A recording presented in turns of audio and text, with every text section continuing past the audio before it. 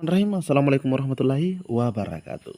Di video kali ini admin kembali berbagi informasi update buat rekan-rekan semua terkait pengadaan ASN P3K paruh waktu atau part time. Nah, kita mendapatkan informasi di hari ini terkait P3K part time. Apakah tetap ada di seleksi CSN 2024 atau malah dihapuskan? Nah, ini yang teman-teman harus ketahui karena ada info menarik terkait part time ini.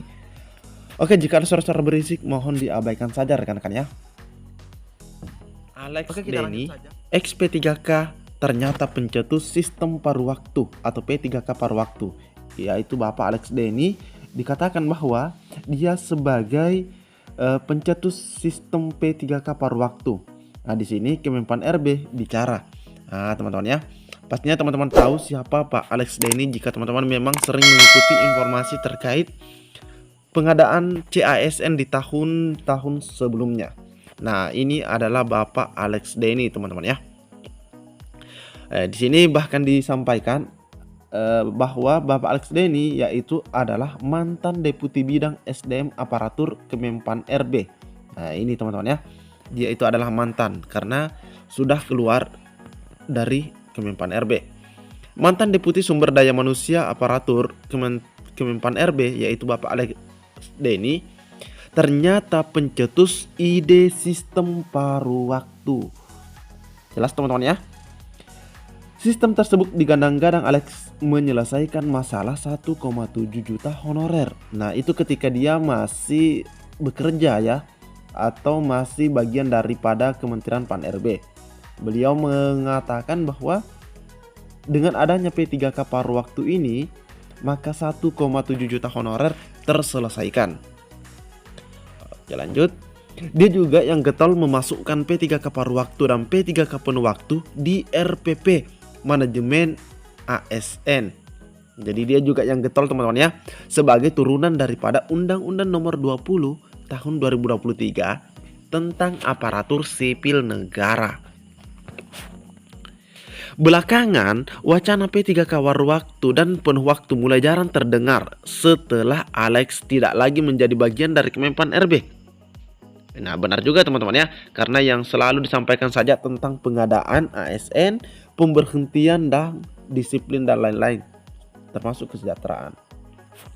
Asisten Deputi SDM Kemenpan RB yang baru yaitu Bapak Abbas Subagja menjelaskan bahwa Alex Denny statusnya P3K.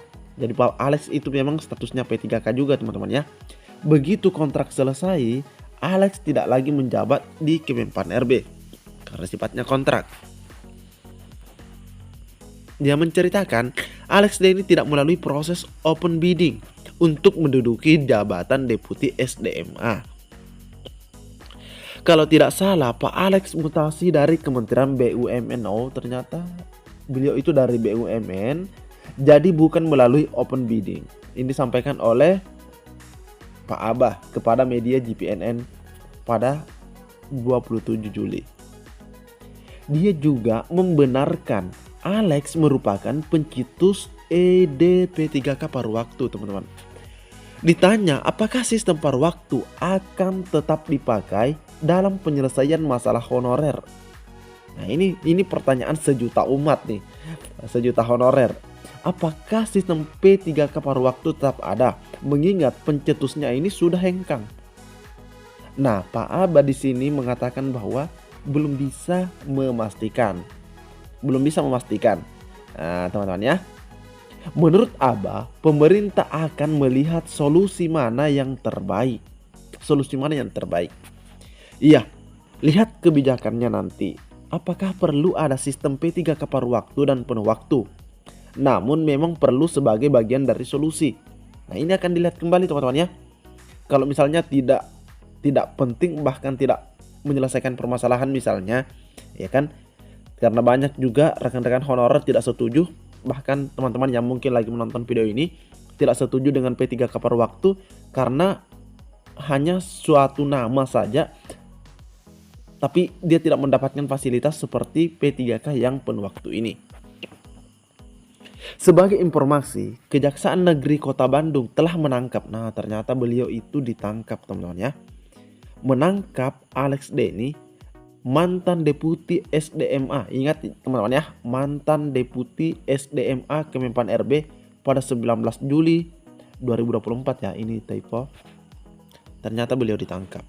Alex sudah menjadi terpidana sejak 2013 dan dijatuhi hukuman 1 tahun penjara dalam kasus korupsi proyek pengadaan jasa konsultan analisis jabatan atau Distik Job Manual PT Telkom tahun anggaran 2003. Nah, ternyata beliau ini sudah berkasus dari tahun 2013.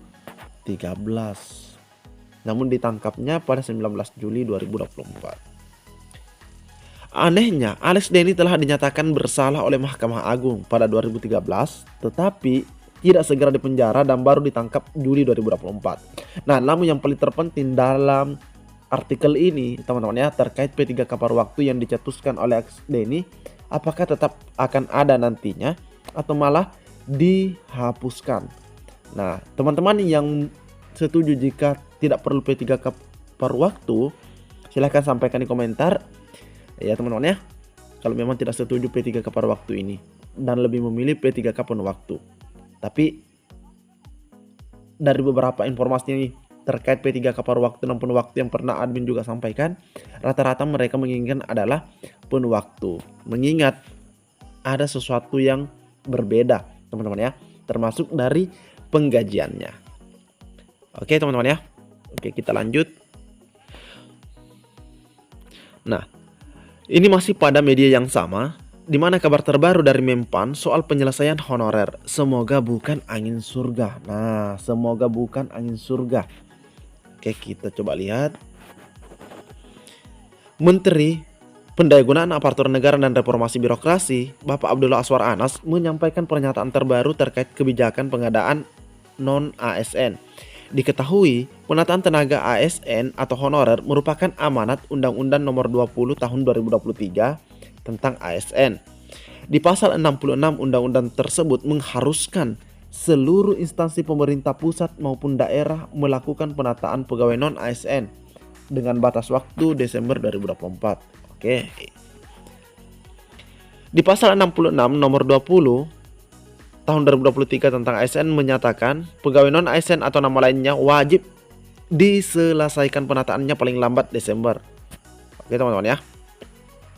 Mempan RB Azwar Anas mengatakan pihaknya akan terus mengupayakan penyelesaian tenaga non-ASN atau biasa kita sebut honorer di tahun 2024. Kami akan mengupayakan penyelesaian tenaga non-ASN di tahun 2024 ini. Amin teman-teman ya. Alhamdulillah. Menteri Anas mengatakan hal tersebut saat menerima audiensi dengan Wali Kota Denpasar I Gusti Ngurah Negara yang mengupayakan pemenuhan formasi guru dan penyelesaian tenaga non-ASN di lingkungan pemerintah kota setempat. Nah, meskipun yang berkunjung cuma Wali Kota Denpasar, pastinya kebijakannya nanti ini berlaku untuk daerah juga teman-teman ya, semua daerah. Pemkot Denpasar terus berkomitmen untuk meningkatkan kualitas pendidikan yang ada di Kota Denpasar. Salah satunya dengan terus mengupayakan pemenuhan tenaga guru yang ada di Kota Denpasar. Jaya Negara menemui Mempan RB pada hari Selasa, didampingi Kepala Badan Kepegawaian atau BKPSDM Iwayang Sudiana bersama Kepala Dinas Pendidikan, Kepemudaan dan Olahraga Denpasar. Pertemuan tersebut juga untuk memastikan terkait dengan pendataan non-ASN. Nah, ini juga dibahas terkait pendataan non-ASN yang telah dilakukan sebelumnya dan penyelesaian tenaga non-ASN atau honorer pada 2024 ini, yang mana sudah diamanatkan dalam Undang-Undang Nomor 20 Tahun 2023. Wayang menjelaskan bahwa pihaknya mengupayakan penyelesaian permasalahan jumlah tenaga guru di Kota Denpasar agar tidak mengganggu proses pembelajaran di sekolah. Hal ini lantaran masih adanya sekolah di Kota Denpasar yang kekurangan tenaga pengajar. Bukan cuma Denpasar sebenarnya ya. Pemkot Denpasar terus berkomitmen untuk meningkatkan kualitas pendidikan yang ada di Kota Denpasar. Salah satunya adalah dengan terus mengupayakan pemenuhan tenaga guru yang ada. Nah, di sini juga dijelaskan bahwa oleh Kepala BKPSDM-nya Tenaga guru di pemerintah Kota Denpasar saat ini berjumlah 3.461 orang dengan rincian PNS 1,3 atau 1.300 sekian dan P3K-nya 1.800 sekian. Selain itu tercatat tenaga kontrak non-ASN Disdikpora yang telah masuk dalam database ada 258. Ini yang masuk dalam database ya. Data guru yang pensiun pada tahun ini jumlahnya mencapai 123 orang. Dari total kebutuhan 3.812 orang.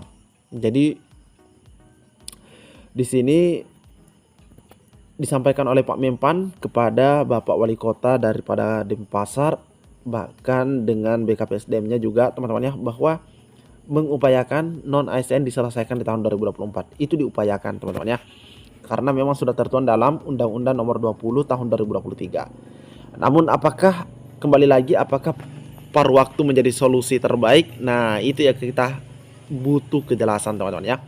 Oke, cukup sekian informasi yang dapat admin bagikan di video kali ini. Lebih dan kurangnya admin mohon maaf. Wassalamualaikum warahmatullahi wabarakatuh.